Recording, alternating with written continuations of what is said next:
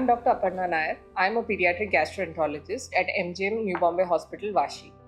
And today I'll be talking about childhood constipation. Constipation is one of the most common things we see in the OPD. Parents usually come with a lot of concerns around it. And so it is basically infrequent, hard, painful stools. The most common type of constipation is functional constipation. This is basically constipation without a medical cause. And what happens in functional constipation is that there is a painful bowel movement which induces fear in children, which then causes them to voluntarily withhold stools.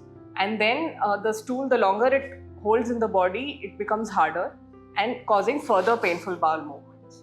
So this is a vicious cycle that children tend to get in. Children usually present with severe abdominal pain, cramps, and sense of fullness, bloating. A lot of children present with nausea and vomiting, and in extreme cases there might be blood in stools as well. What parents need to do in this case, one is toilet training.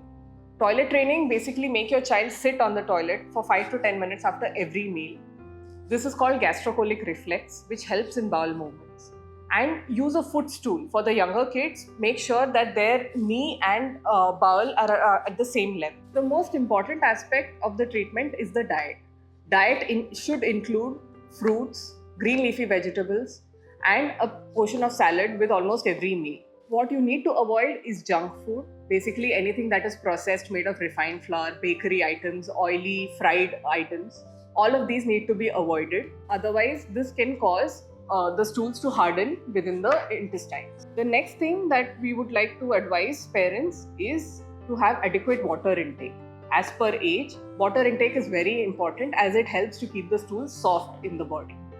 And the last but most important thing is physical activity. At least 30 to 60 minutes of play every day helps in bowel movement, helps in overall fitness, and eases the passage of stool. Lastly, we advise medication depending on the severity of the constipation. But this is something that I need to tell you to give some time.